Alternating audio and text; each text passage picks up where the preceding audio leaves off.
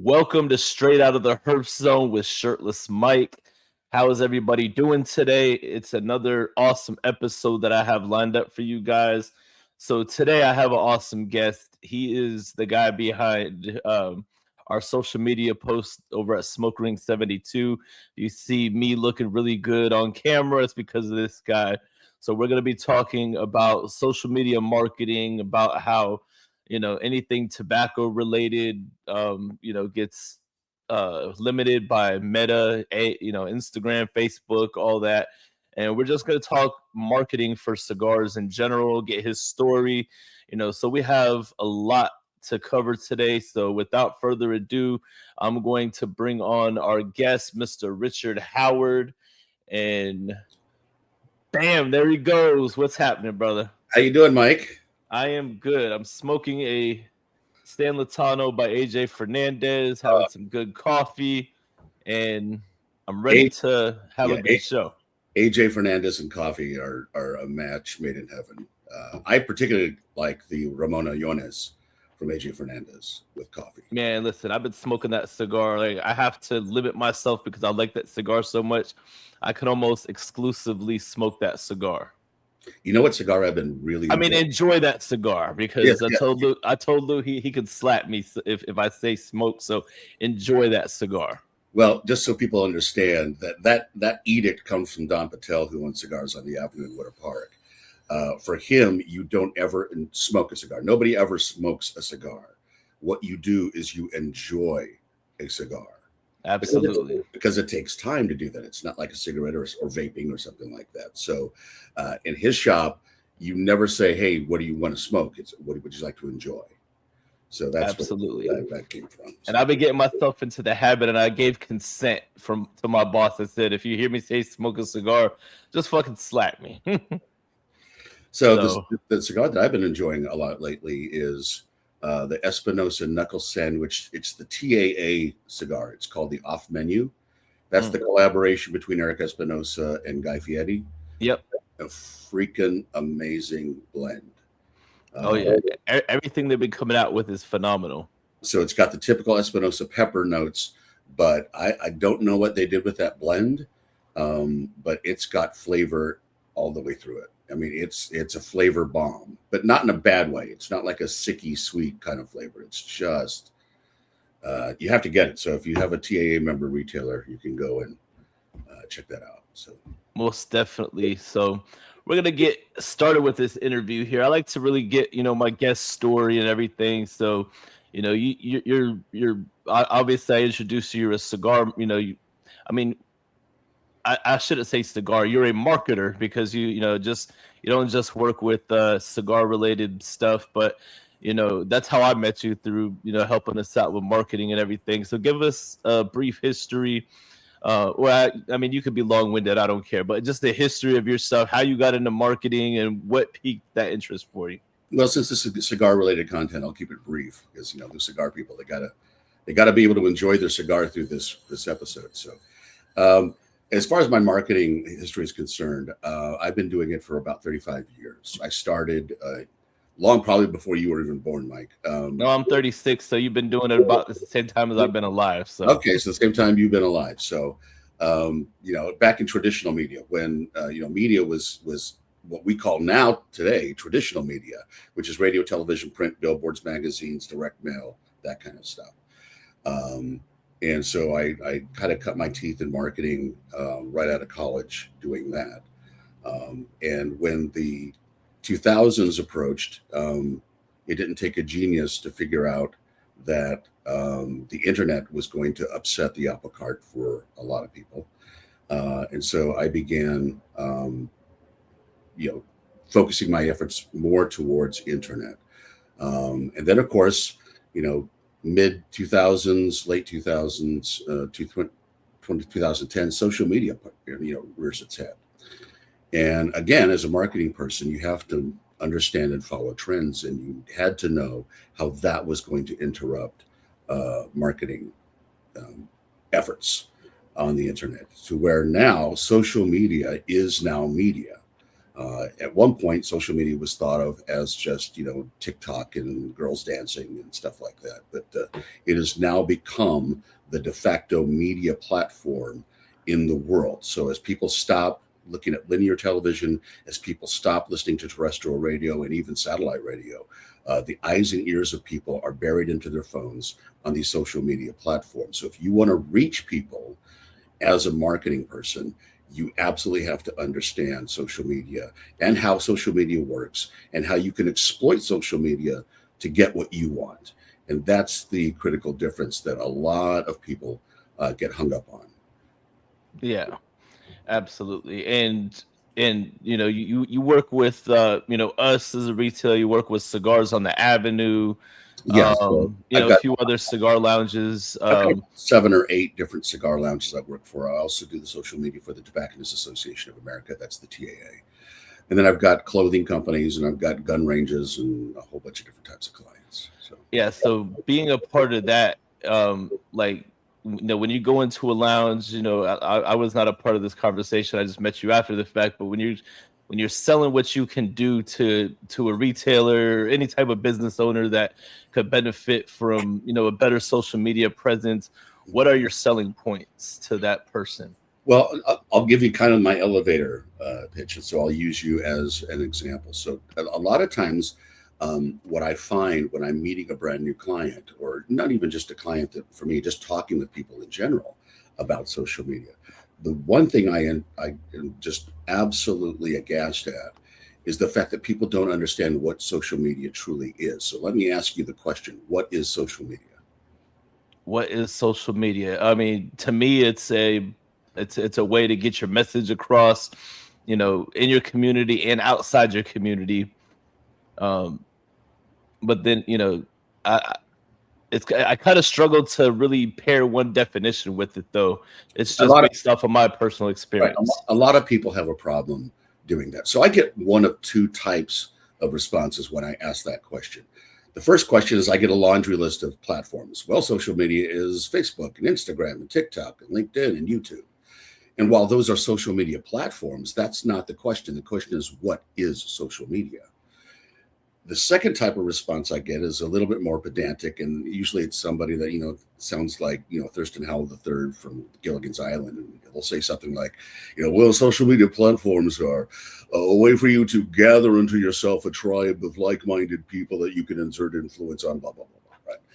And of course, you can do that. You're an example of that. You're a cigar media person, Mike, so you can. You get followers and people follow you and people like what you're doing because you're a genuine, authentic person on social media. But those are the things you can do on social media. The question is, what is social media? And so the answer to that is a lot more meta, not to use a pun, right? Social media. You'll have to understand from the very beginning, the people that operate these social media platforms, whether it's Meta or it's TikTok or it's X or YouTube, right?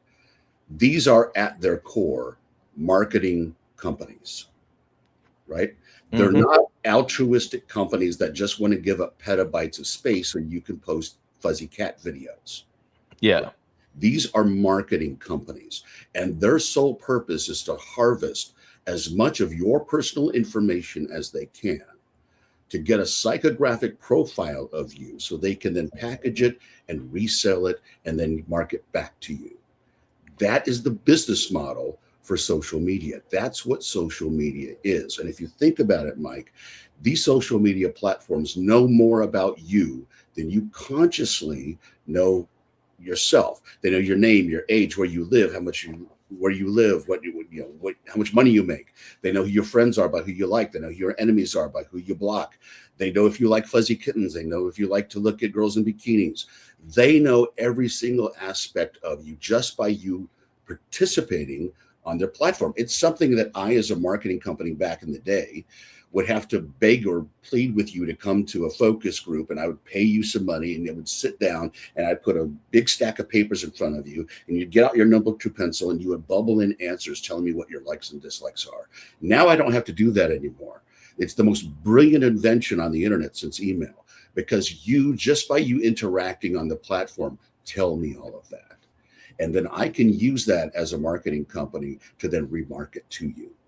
And so that's what social media really is. So then the question becomes, if that's true, then what is the number one goal of a social media company? So I'll ask you that. What do you think the number one goal of a social media company is? I mean,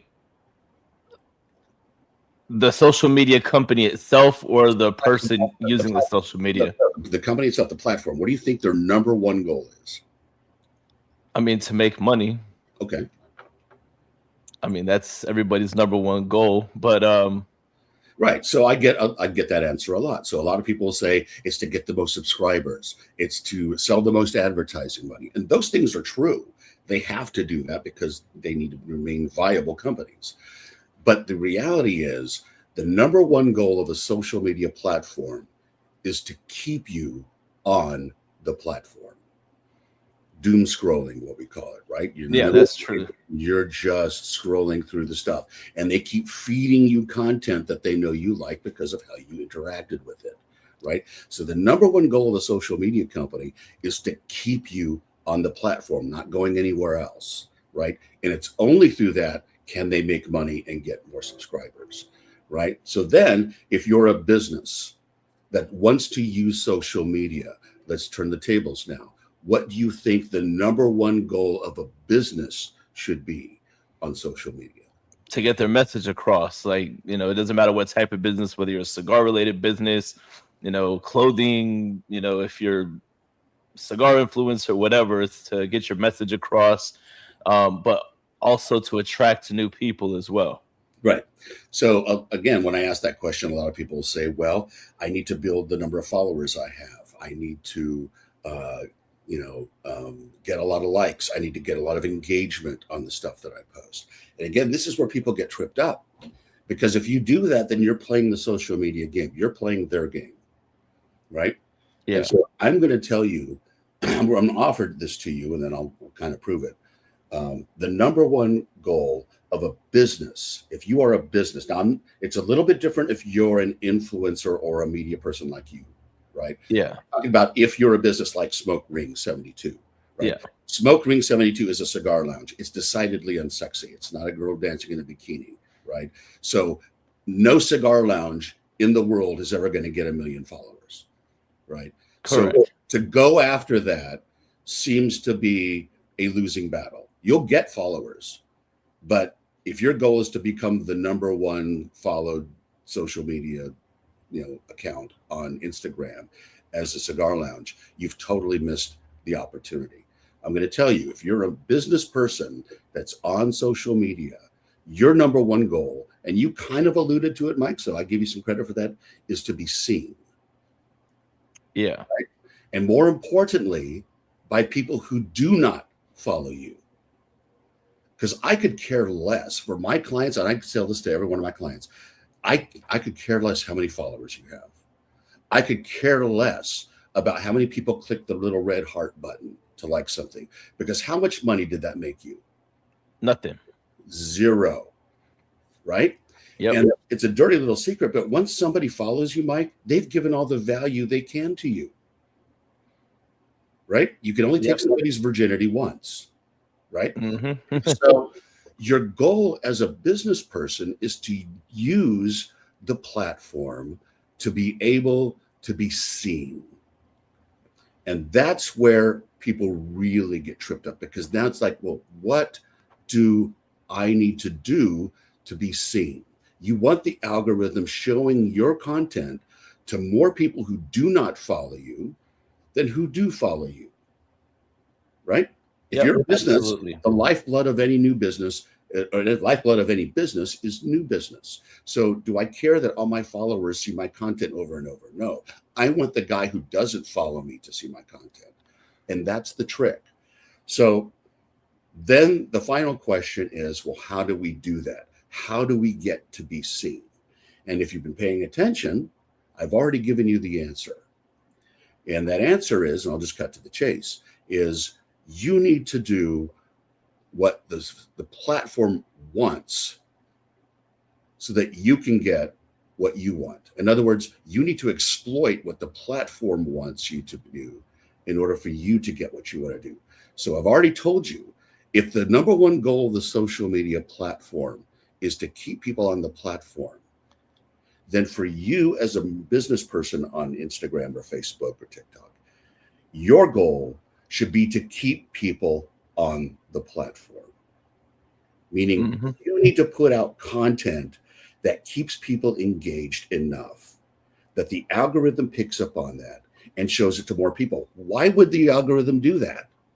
Because their goal is to keep people on the platform. And if your content is helping them do that, they're going to show you to more and more people who do not follow you. So that's why when we're together at the shop, Mike, we kind of go over and we look and see, well, holy shit, this content is being seen by 70 people who don't follow us. Yep. And that's one thing I've learned from you that I really pay attention to, because, you know, since you made it a point to say, okay, we don't care about the amount of followers, although we pick up followers from that. But it's the content's being shown to people who don't already follow us. I need to be clear. It's not that I devalue people having a big followership or people who get engaged. Oh, absolutely. Yeah, I understand that. It's just that's not what your focus needs to be if you're a business that's trying to successfully market on social media. If you do, and if you produce content that helps the platform do what they want, they will bend over backwards. And what's beautiful about social media is back in the day, let me just give you an example, Mike. Let's say I was a radio rep, right? Back in the 1990s, right? And let's say you owned a car stereo company. I don't even think they even exist anymore. Just standalone car stereo businesses. I don't know, whatever. But that's how old I am. So let's say I was your rep and I came to you and I said, listen, the demographic for your customer is males 18 to 34 years old. I run a bunch of radio stations that are rock related. And so we reach a bunch of 18, 34 years olds. We should do business together, right? Great. Yep. What I could never promise you, though, Mike, at that time, is that when your ad ran on my radio station, the people who are in the market to buy a car radio were listening at that very moment to hear your ad, which is why you had to buy a package of ads so you could reach the entire audience. And if you spent enough money and you did it well, it would work, right? Yep. You don't have to do that on social media. The algorithm already knows who likes cigars. Right? Yep. And because you are a cigar media person, Mike, they will show you to people who have a proclivity to like cigars already. You don't have to find your audience. The algorithm already knows who they are. You just need to put out content to capture their attention. And if you can do that, the algorithm will show you to more and more people who do not follow you. And now you have more opportunity to get people in your store. As they see you over and over in their feed, they make that decision. I'm going to go to Cigars on the Avenue, or I'm going to go to Smoke Green 72. Right? Yep. It's really not more complicated than that, but it is so meta that a lot of people miss those opportunities. And it's not because I'm a genius at this. It's just I've done it for 35 years. That's the way marketing works. Yeah, and one thing I'm gonna tell you live on the show, because I've literally experienced this, like, or even if I wasn't at the shop, like, you know, it would be a Sunday and people would come in like looking for me, looking for Lou, because we're like the two guys that are actively, you know, posting the video, you know, being in the videos. They're like, hey, where's Mike? Where's Lou? Right. And it definitely brings people in. Right. You know, people that weren't already following us. I'm like, wow, that's something, that's somewhere that I need to be. You know, they got all this going on, and it actively shows people what's going on inside that establishment. So, and I'm not going to promise anybody that it's an overnight success type of thing. Marketing is never that way. You know, if I could tell people that if you spend X amount of dollars, you're going to get X number of business back, I would be the richest marketer in the world. It's a slow roll. It takes time, but if you do it consistently, you will always win at this game. There's no guarantees in marketing, but one of the guarantees is it's going to take time to get there. Yeah, and I've already noticed the difference. You know, people saying that they saw the videos, and even when we first started making the videos, like there was people that come to the shop every single day. They weren't paying attention to our social media like that. They would walk in the door, it was like, yo, the videos are awesome. Like that's the first thing that came out of their mouth. So right. Well, I appreciate those compliments. So So Oh, absolutely. that's kind of you. So that's I hope that answers your question about what I usually do when I sit down with a brand new Oh client. yeah, absolutely. Now, being the type of business that we are at Smoke Ring 72 and the nature of other businesses that you work with, being tobacco related, cigar related, um, the, social, Meta, Instagram, Facebook, they kind of will limit the reach and stuff like that. And actually, an article I have pulled up by the Premium Cigar Association, it's just talking about the restricting cigar content, and they put out a guidance for retailers. And a lot of this stuff is stuff that um, that you already do. So I'll just read the bullet points and we'll talk from there. But Okay. shift from product promotion to lifestyle and education, avoid direct sales language, be cautious with imagery, use neutral, compliant caption language, expect some inconsistency, and diversify communication channels. And a lot of that stuff we are already doing because we have you on the side.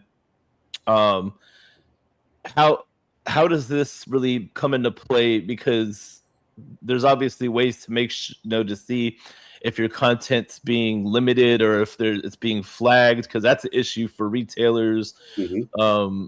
Just any type of tobacco related business, whether it's a cigar company. So how can those who are doing that type of marketing, how can they, stay in the green and not get any type of content flagged? That's a good question. So, um, in regards to that article that came out with the PCA, um, I'm a little bit irritated at it because there's nothing new that's in that article if you've been doing marketing on social media for Yeah. any length of time, right? It sounded a little bit alarmist, but the reality is, Mike, social media platforms has always had guidelines that said you cannot directly offer tobacco products to people.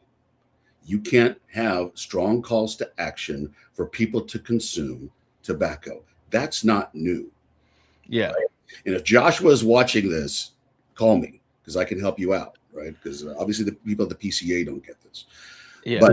But that guideline has always been there.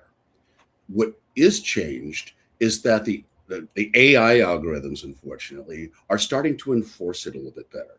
And the people who are in a panic are those people who have basically, again, didn't understand how to use social media properly and basically used it to try and advertise their businesses in a traditional sense, right? So all their posts are nothing but buy 5 cigars, get one free. Boxes 10% off. Come in and Yeah. spend, X amount of dollars. So they're using it to directly induce people to come and buy tobacco. You can't do that, Yep. right? You So cannot. what can you do? Well, the reality is you can say the word cigar all you want to on social media. You can show people smoking. You're smoking on this stream right now. Yep. You can say the word tobacco. You can talk about cigars all you want. You can describe their flavors all you want. You can talk about where they're from.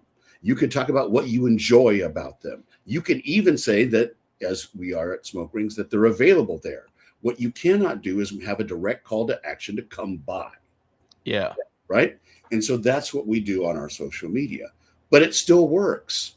You don't have to do that. Again, if you put out content that the algorithm can pick up because people are sticking with your content longer, it's going to continue to show it to more and more people. The more people see it, the more they have the opportunity to come and shop with you. So you can use social media effectively.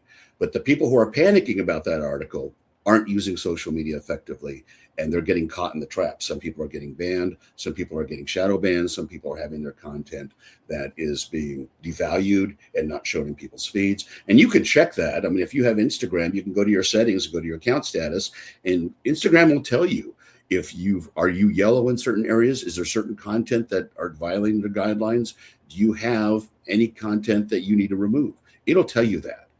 Hopefully, what you're doing is you're going to your account and you're looking at your settings, and it's all green, as you mentioned.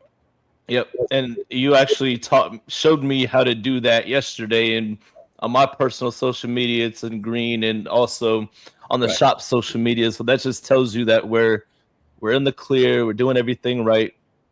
And even since then, like with my own captioning for my personal social media, whether it be clips and stuff, I make sure that, I'm substituting some words here and there because I want it to reach the maximum amount of people. And I just want to fly under the radar. Right. Because, I mean, that's everybody's goal anyway. So, right. And, you already know this. You'll never be monetized on Instagram.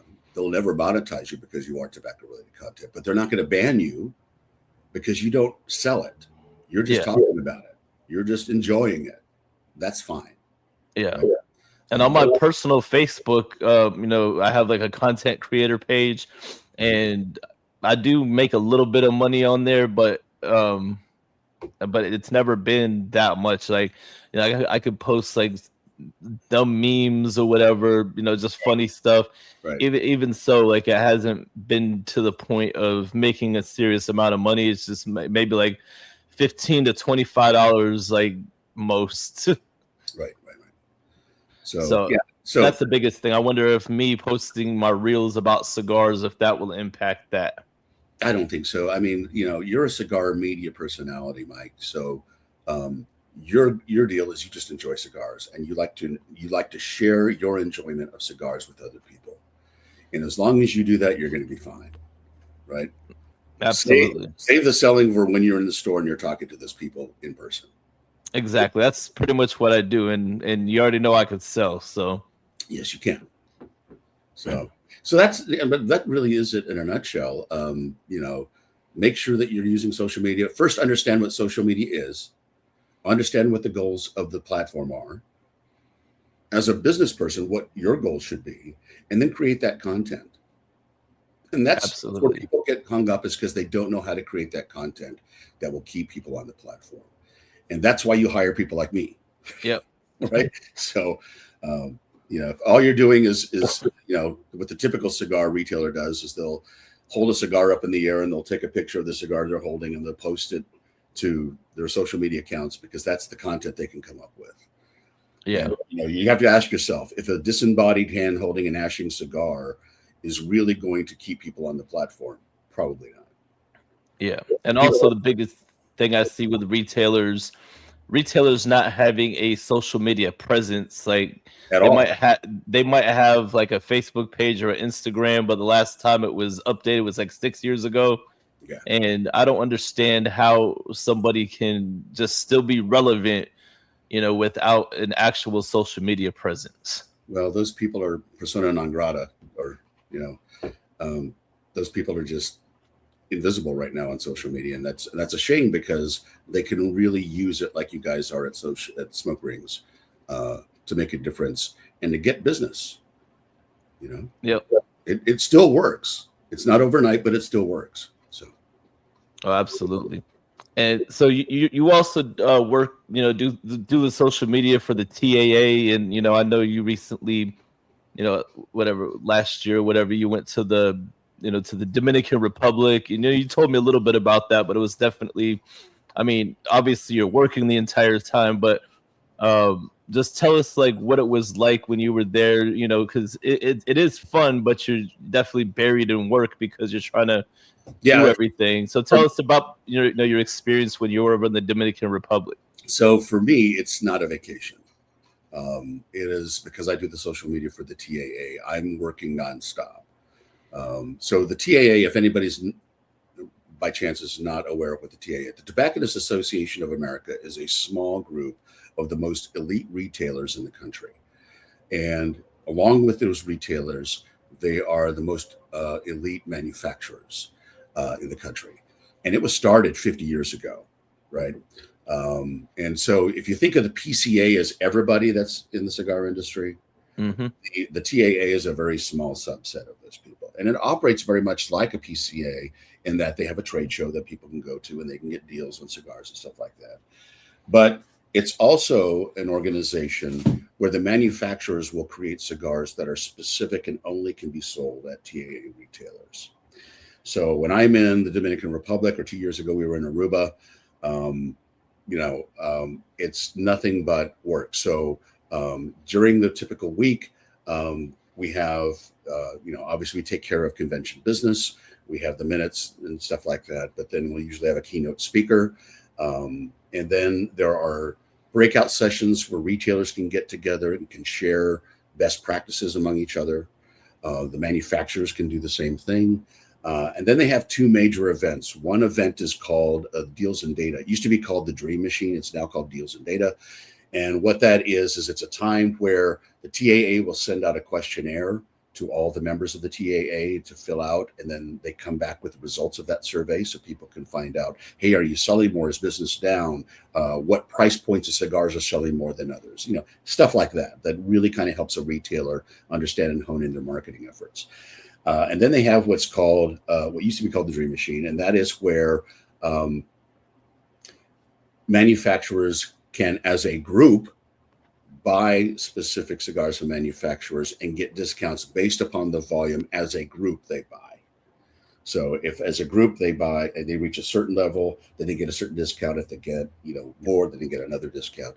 So those types of things. And then they have a traditional trade show, just like you do when you go to the PCA, which is you go booth to booth and you can sit down and you can get deals from the manufacturers just on their regular product that you do. And then there's, a bunch of stuff. I mean, Rocky Patel does an amazing, I call Rocky Mr. First Class, because if you go to a party that's thrown by Rocky Patel, there is so much attention to detail to his parties. So there's a lot of lavish get-togethers, there are a lot of lavish dinners and lunches, golf outings. They'll take people out to the cigar factories that are there in the Dominican Republic. So it's kind of a vacation / buying thing for them. Yeah. I'm following all of these people taking pictures and videos. Yeah. So, it's not a vacation for me. Absolutely not. I do get to enjoy some cigars while I'm there. So that's what I do. Oh, absolutely.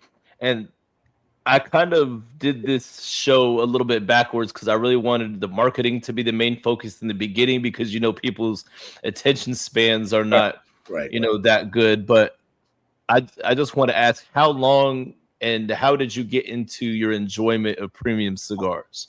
Oh, gosh. That started, I haven't enjoyed cigars that long when you think about it. I probably started back in 2008.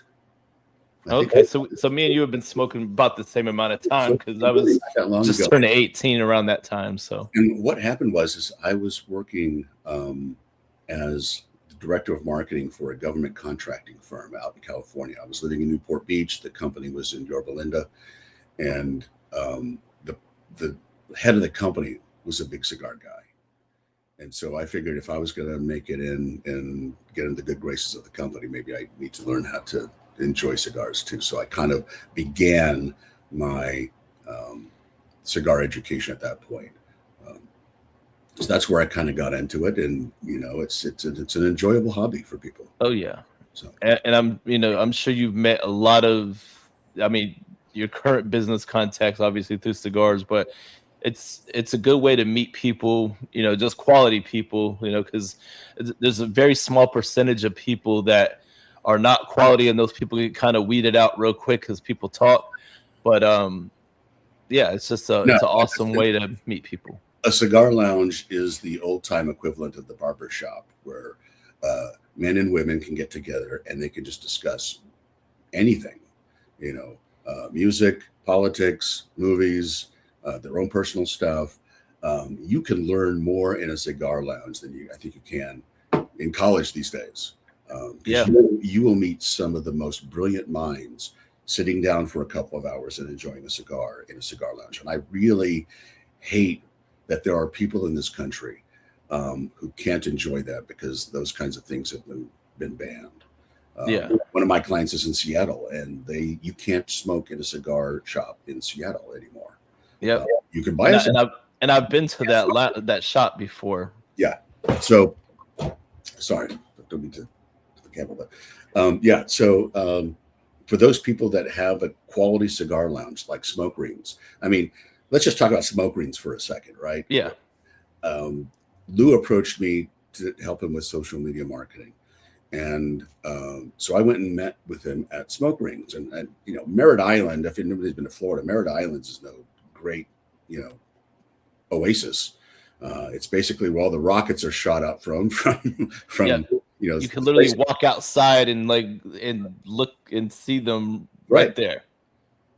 But I walked into the shop and I was blown away by what you guys have done with your shop. It's a lot of brickwork, and the merchandising is on point, and the humidor is absolutely well appointed.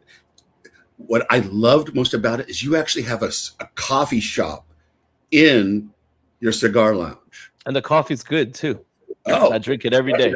Most people, you can go to a cigar lounge and get a coffee, right? At the bar, you've got a pot or something like that. You have a coffee shop, a full coffee shop, right? So you can get macchiatos, and you can get cappuccinos, and you can get drip coffee, and you can get food inside your shop.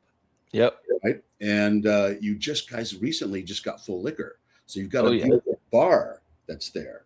And then you go on the other side, you have pool tables, and you've got domino tables, and you've got luxury seating, and you've got TVs that are there. Just, if anybody wants to see the way a cigar shop should look, everybody should have. It's what you and Lewis have done at Cigar Rings 72.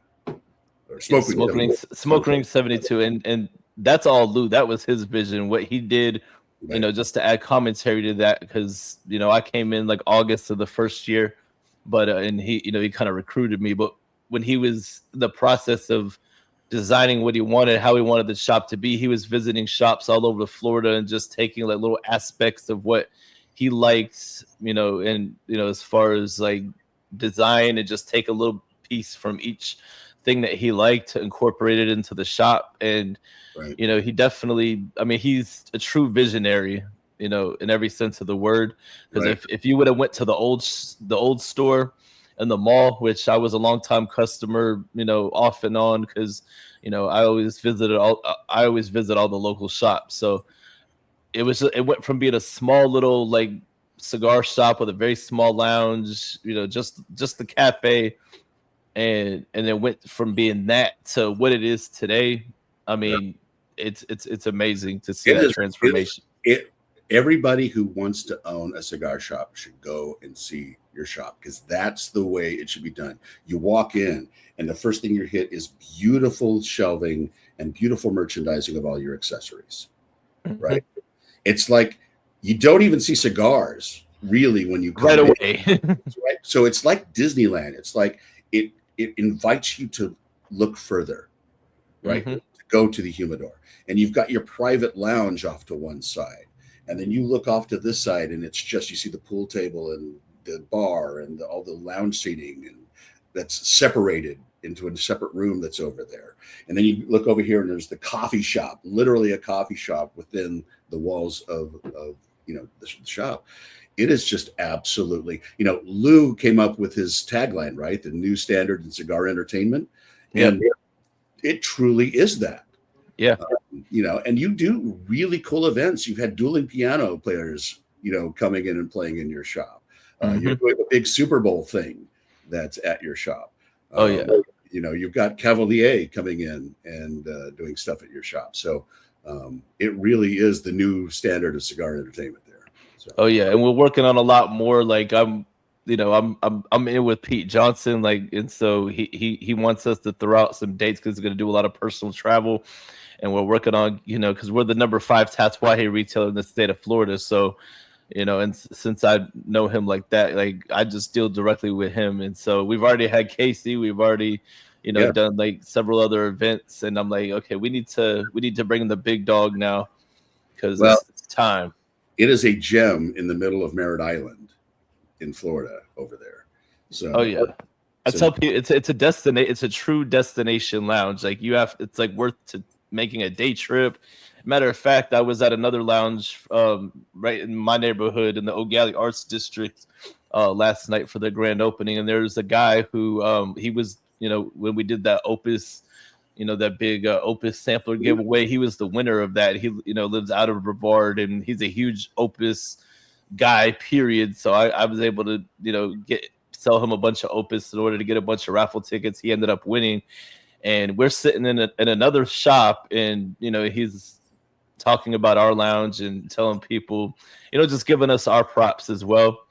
Right. And so it's awesome to go other places and people are, they roll out the red carpet and also show you love because you treat them well and you see them somewhere else and then they keep coming back. It's not, they go everywhere, but then they always, people have even another guy told me last night, he said we're like the top choice for, because they go to different lounges and he's like, we're the number one choice. So when you hear stuff like that, it takes all the hours it makes the hours of hard work and being tired, all the time. It makes that all worth it because, it's just that energy being given back to you. So, right. No, it's if anybody's watching this and you're either out of the state or you're within Central Florida, go check out that lounge. I'm telling you, I was blown. I work with a lot of cigar retailers. And I got to say, you probably have the number one lounge in terms of just the aesthetics of a cigar lounge of any of the clients that I have. Absolutely. It really is a destination place. You are right. Absolutely. And we even have, sometimes there'll be other lounge owners and they'll come visit just to hang out and, other local lounge owners. And so when you got other local lounge owners coming in to hang out to get away from their spot, they're in the area, then you have something. Right. So, yeah. Most definitely. So what cigars have you been really feeling lately? Well, I mentioned the one at the beginning. It's the Espinosa off menu. It's a TAA cigar. So if you're in Central Florida, Cigars on the Avenue is a TAA retailer. Corona Cigar is a TAA retailer, so you can get them there. I'll tell you my absolute favorite cigar is an Alfonso number 3. Nelson Alfonso makes that cigar. It's the epitome of what I call an elegant smoke. It is sophisticated in every single aspect of its construction, of the taste, which, it's not a very heavy cigar. Nelson really doesn't do a lot of really heavy, beefy, peppery cigars. But it's the Macallan or the King Louis of cigars in terms of just the finesse of it. So that's probably one of my favorite cigars. Being in Central Florida and Cigars on the Avenue being my home shop, it's you got to be a Padron fan. So, Don Patel's Mr. Padron, he and George Padron are really good friends. So, the Padron 80th is one that I usually go to when I'm there. A funny story is if you go to Cigars on the Avenue in Winter Park and you buy a Padron 80th, you have to smoke it backwards. I was about to tell you to tell that story, so continue. Okay. So years ago, when the 80th first got released, obviously the 80th was a celebration of Orlando Padron's 80th birthday. They made a visit to Don's shop, which was then over in Park Avenue. And he was going to go on to more shops. He was going to make a bunch of visits around while they were doing the tour. And he got to Don's shop and they just stayed. Orlando says, I'm not going to go anywhere else. I'm going to stay here. And he ends up grabbing one of the cigars and he puts it in his mouth with the band on the end. He flips it around and he's got the foot of the cigar in his mouth. And one of the patrons noticed it and happened to be sitting around, and he said, "Oh, wait, you got the cigar in backwards." And Orlando takes the cigar out of his mouth, takes the band off, puts it on the other side, puts it around. Said, "I make this goddamn cigar. I smoke it." So, because of that, in his honor, if you go to Don's shop and you get a Padron 80th, you always smoke it backwards. Yeah, that's definitely a cool story. So if I ever do smoke that cigar, I've only been there one time, Right. but I definitely got to make another trek out there because it's worth hanging out over there. It's a nice spot. Right. I actually I don't know if you know Kennedy Achilles from Miami. He goes by TK. Yeah. He actually did the very last Jose Orlando Padron interview, and he was telling me because I had him on my show a couple years ago. And he was saying, he had the appointment. He shows up at Padron's headquarters, and there was oh, Mr. Padron, he's taking a nap or whatever. And so I guess in the back, he had a bed he could take a nap or whatever. And so he was like, "Fuck it, I'm gonna wait He waited 4 hours. He was like, "Fuck it, he's Padron. He can do whatever he wants." Right. He waited 4 hours, and he did the interview and everything. And then I forgot how long it was before he passed, but he actually did the very last Jose Orlando Padron interview. So rest in peace to that legend. Yeah. I mean, the cigars have not lost. It's one of the few brands that in somebody's passing have not lost quality, because the family's still a part of it. They still own it, and it's one of the brands that it just screams elegance. And no matter what you decide to pick up from Padron, you're gonna enjoy that cigar. Yeah, absolutely. If you ever get a chance to sit with George, you understand how much he reveres his dad. And he'll tell you funny stories. When he first started working for the company, he wanted to change everything. He was telling his dad, we need to get rid of these brown bands. These are horrible. This is awful, stuff like that. And Jose, says, I've sold millions of these cigars with that brand band on. There's nothing wrong with the band. So George will tell you a bunch of funny stories about his relationship with his dad. But yeah, you're right. I mean, the reason why Padron has been such bulwark in the industry is because Jose has honored his dad. And the thing about it, Mike, is you can smoke a Padron from 10 years ago, or you can smoke a Padron that was just put in the shop today, and it tastes exactly the same. They are masters, if nothing else, of consistency. Oh, absolutely. And then they're not going to rush their process either. No, they don't care how long a cigar is back ordered or whatever. They're not going to rush the process. Right. And I wish more cigar companies would think like that, because there's been, during COVID, there was some cigar companies that were reported like they were rushing the process, bringing cigars that weren't ready to the market. They needed a little bit more age on them. And so, well, if you think about the industry, right? I mean, the tobacco if you have a favorite cigar right now, the reality is in 10 years, that tobacco is gone. So they've got to try and recreate that same taste profile for you using completely different tobacco. And they may have to change the blend. And so that's why cigars over time sometimes change, right? Yeah. The blend that you like this year, 10 years from now, you're like, I just really don't like it anymore. But you can't say that about Padron, because a Padron that I smoked back in 2010 tastes exactly the same as the one I smoked today. And I think if there's anything that you can just absolutely ring the bell for Padron about, is their consistency in their blends. Oh, absolutely. Absolutely. Now, here's something I wanted to know here before we get off of here.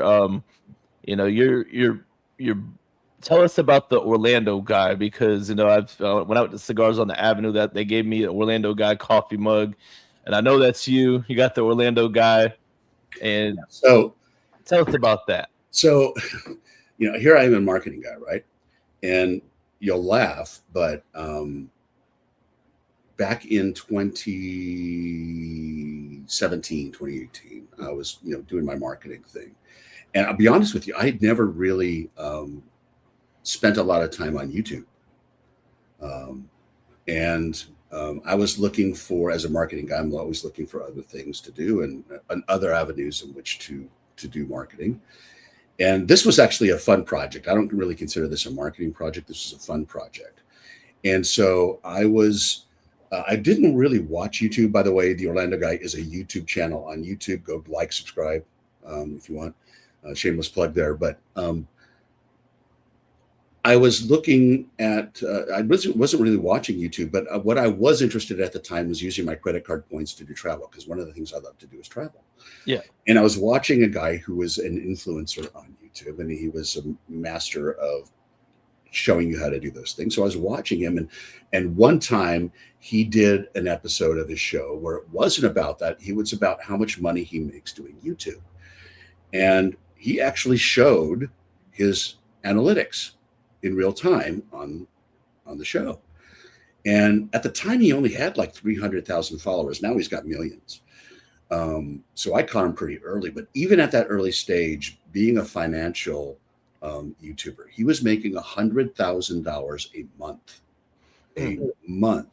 doing YouTube. And I said, holy crap, if I could do something and make half that much, I'd be happy. And so I said, well, I live in Orlando, but I like to travel. I don't really want to become a travel vlogger. That's not really something that I want to do. I said, but I do live in Orlando, a place that 70 million people come to every year. I said, why don't I look at maybe doing a YouTube show all about coming to Orlando? Now, I don't mean Disney. I'm talking Yeah. about coming to Orlando, because there's 1,000,000,001 Disney people out there Oh yeah. producing really bad content, to be honest with you, or they're live streaming live from the park, and they're breaking your neck with their whip pans as they walk through the parks and stuff like that. There's a lot of that content out there. I said, well, let's do something that's really focused on Orlando. So I did, as a marketing person, I did my research and looked at other channels that had tried to do that. And what I found out was a lot of people didn't actually make it past about 6 months. But what I also noticed is that the content was really bad. So I said, well, what if we do really good content? And instead of doing what every YouTuber does, which is point the camera at themselves and saying, ooh, look at me, this is what I'm doing, and this is what I'm eating, and this is what I'm experiencing. I said, why don't I point the camera out and I'll just narrate it? So I don't actually appear on any of the Orlando Guy programs, but I do narrate them. Yeah. And because I've got that radio voice, it works well. So that's what I do. So if you watch an Orlando Guy episode, it's really like watching a television show, and you get to see stuff. And when COVID came, we couldn't go anywhere. I did an entire documentary series on the history of Orlando, which has become one of the most watched episodes of the Orlando Guy. And I'll continue to do stuff. So it's really kind of programs about where to stay, where to play, where to eat in Orlando. Occasionally I'll do something on Disney if it warrants it, but it's really not theme park focused. It's really about the history of the area and the things to do here that are unique and makes Orlando unique. Absolutely. Yeah. When I was first, meeting you or whatever, and then, you gave me your card, I was like looking on YouTube and, watching it. I was like, like this is interesting. And then, but you weren't in it. And, there was like cartoon, it was like cartoony. Yeah, that's stuff. That's a whole other story, how I came up with the avatar for the Orlando Guy. I'll tell you that story some other time. But that's the face of the Orlando Guy. It looks nothing like me. That's the whole story I'll have to share with you. But yeah, no worries. I mean, we still got time if you wanted to share it, and then, but it's I'll share it with you privately because it's a funny story. Oh, hey, it's all good, brother. Right. I'm not here to get you to talk about stuff that you don't want to talk about on the show, but we're almost at the hour mark, so I usually keep the show an hour or just under, and it's been a really good show, so I don't want, a whole bunch of fliff and fluff and everything. If there's anything else that you wanted to mention prior to getting off of here, you could do that. And you're good. Go to Smoke Room 72. Go take a look at that lounge. I'm promising you will blow your mind. Most definitely. And if you need social media marketing, you can reach out to me. I'll pass along Richard's info. And because he is the guy, he's awesome to work with, easy to work with, one of the easiest people I've ever worked with. And, he's just good people. That's why, and it was random. I decided, I was like, you know what? We're having this conversation. We need to do a podcast about this. And it was like a 24-hour period, and boom, he's here. So, right. But everyone out there that's watching, thank you guys for supporting the show. Make sure you like, make sure you comment, and share the show for me. And Richard, I'll let you know when we're not recording so we could talk that real shit. You got it.